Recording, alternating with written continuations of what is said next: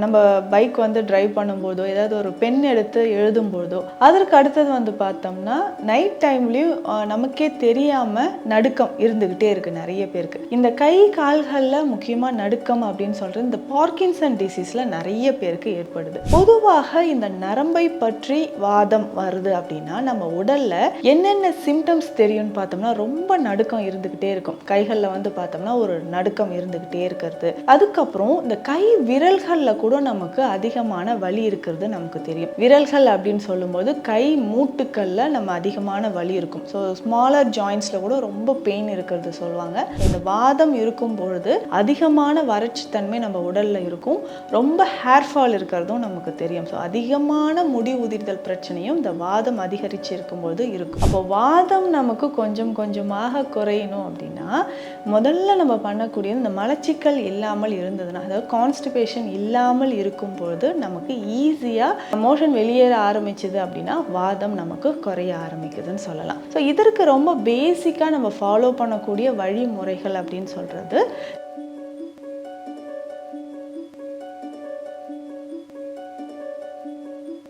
Health cafe Tamil நேயர்களுக்கு வணக்கம். நான் டாக்டர் நித்யா, சித்தா பிசிஷியன். கை கால்களில் ஏற்படக்கூடிய நடுக்கம், இதை தொடர்ந்து வாதம் தொடர்பான நோய்கள், வாத நோய்கள் அப்படின்னு சொல்றோம், மூட்டு வலி. இந்த கை கால்கள்ல நிறைய பேருக்கு நடுக்கம் இருந்துகிட்டே இருக்கும்.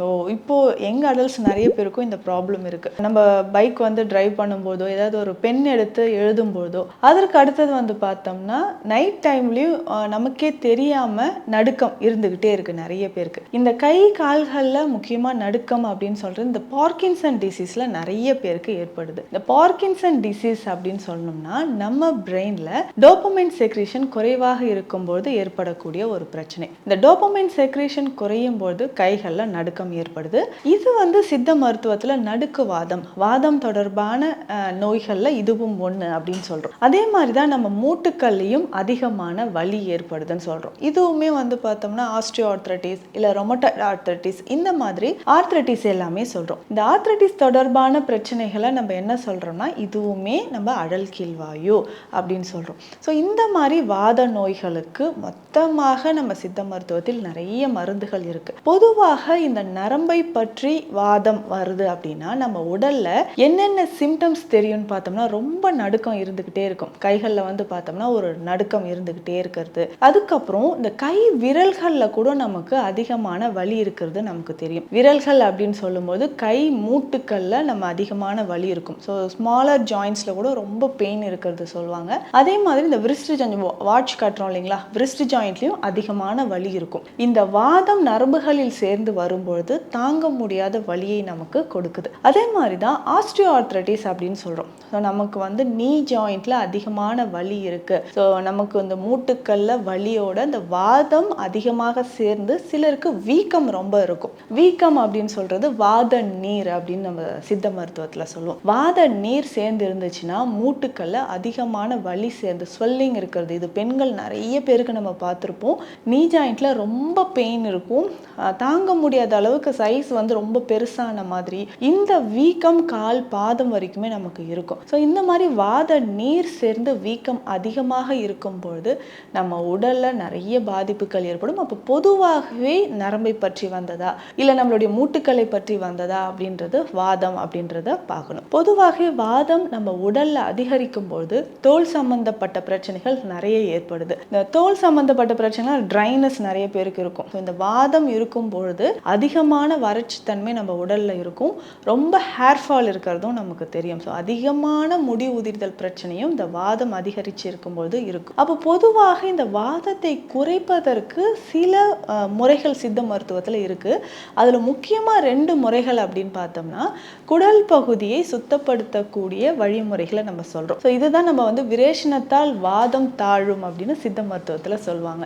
இந்த விரேஷனம் அப்படின்னு சொல்றது நம்ம ஏதாவது ஒரு மூலிகையை எடுக்கிறோம் எடுக்கிறோம் இல்லை மருந்து எடுக்கிறோம் அப்படின்னு சொன்னால் குடல் பகுதியில் இருக்கக்கூடிய கழிவுகள் நமக்கு வெளியேற ஆரம்பிக்கும். அப்போது குடல் பகுதியில் இருக்கிற கழிவுகள் வெளியேறும்பொழுது அதனோட சேர்ந்து வாதம் நமக்கு குறையும். அதே மாதிரி சில அடுத்த முறை அப்படின்னு பார்த்தோம்னா சில தைல வகைகளை நம்ம மூட்டுக்களில் நம்ம அப்ளை பண்ணணும். ஸோ இந்த மாதிரி அப்ளை பண்ணும்போது, அதாவது இது வந்து தொக்கண சிகிச்சைகள் அப்படின்னு சொல்கிறோம். தொக்கண சிகிச்சைகள் அப்படின்னா மசாஜ் தெரப்பி அப்படின்னு சொல்கிறது.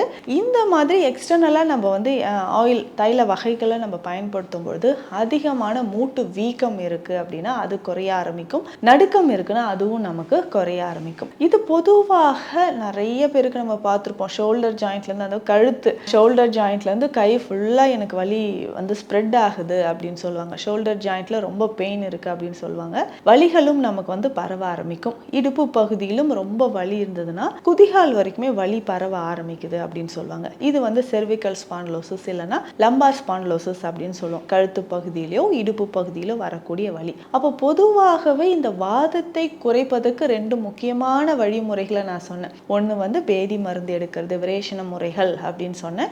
இன்னொன்று தொக்கண முறை அப்படின்னு சொல்கிறேன். ஸோ இந்த 2 முறையுமே ரொம்ப ஈஸியாக நம்ம ஃபாலோ பண்ணிகிட்டே வரும்போது ஒவ்வொருத்தருக்கும் ஏற்ற மாதிரி உடலில் இருக்கக்கூடிய அந்த வாதம் கொஞ்சம் கொஞ்சமாக நமக்கு குறைய ஆரம்பிக்கும். அப்போ வாதம் நமக்கு கொஞ்சம் கொஞ்சமாக குறையணும் அப்படின்னா முதல்ல நம்ம பண்ணக்கூடியது இந்த மலச்சிக்கல் இல்லாமல் இருந்ததுன்னா, அதாவது கான்ஸ்டிபேஷன் இல்லாமல் இருக்கும் பொழுது நமக்கு ஈஸியாக மோஷன் வெளியேற ஆரம்பிச்சுது அப்படின்னா வாதம் நமக்கு குறைய ஆரம்பிக்குதுன்னு சொல்லலாம். ஸோ இதற்கு ரொம்ப பேசிக்காக நம்ம ஃபாலோ பண்ணக்கூடிய வழிமுறைகள் அப்படின்னு சொல்கிறது லேகிய வகைகள் நிறைய இருக்குது. இதில் சித்தாதி எண்ணெய் அப்படின்ற ஒரு எண்ணெய் இருக்குது. இந்த எண்ணெய் ஸ்பெஷலாக பார்த்தோம்னா இந்த குடல் பகுதியில் இருக்கக்கூடிய வாதத்தை வெளியேற்றுவதற்கு நமக்கு சித்தாதி எண்ணெய் பயன்படுது. இது வந்து ஒரு 5 துளி அளவு ஏதாவது ஒரு நாள், வாரத்திற்கு ஒரு நாள் நம்ம பயன்படுத்தினா போதும்.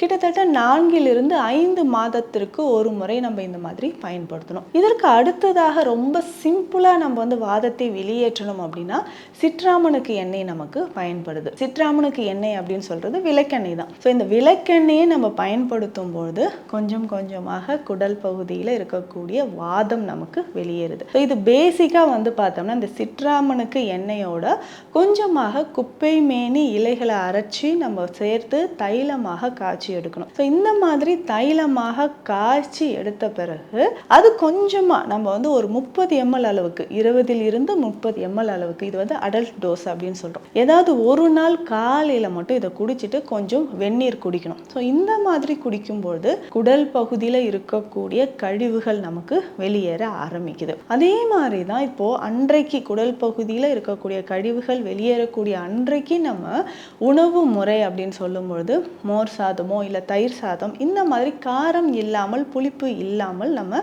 உணவு வகைகளை எடுக்கணும். ஸோ இப்போ 6 மாதத்துக்கு ஒரு முறை இந்த மாதிரி நம்ம குடல் பகுதியை சுத்தம் செய்துட்டே வந்தோம்னா அதிகமான வாதம் தொடர்பான பிரச்சனைகள் குணமாக ஆரம்பிக்கும். அதிகமாக நடுக்கம் இருக்கிறது, மூட்டு பகுதியில் வலி இருக்கிறது, இது எல்லாமே நமக்கு குணமாக ஆரம்பிக்கும்.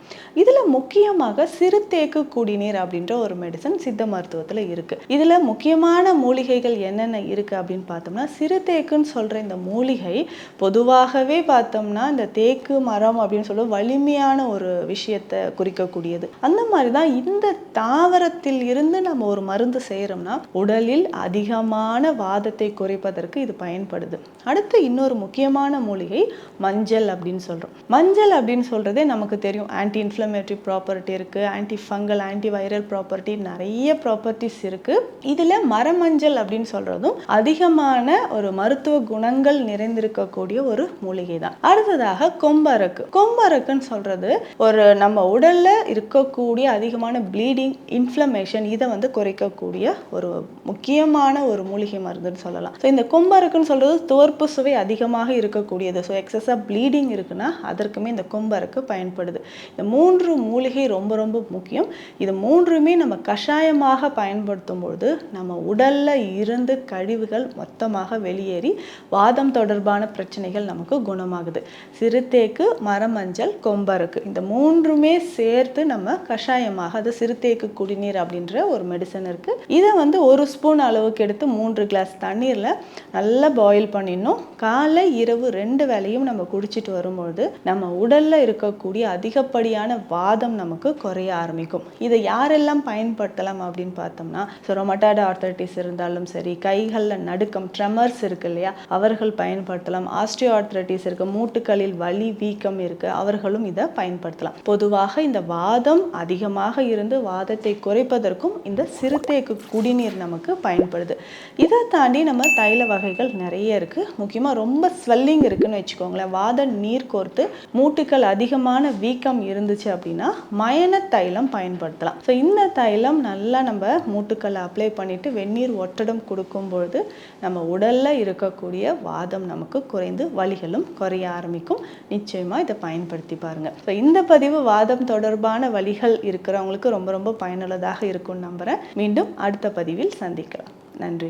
இந்த வீடியோ உங்களுக்கு பிடிச்சிருந்தா லைக் பண்ணுங்க, ஷேர் பண்ணுங்க, கமெண்ட் பண்ணுங்க. மறக்காம ஹெல்த் கஃபே தமிழ் சேனலை சப்ஸ்கிரைப் பண்ணிட்டு பெல் பட்டனை கிளிக் பண்ணிடுங்க.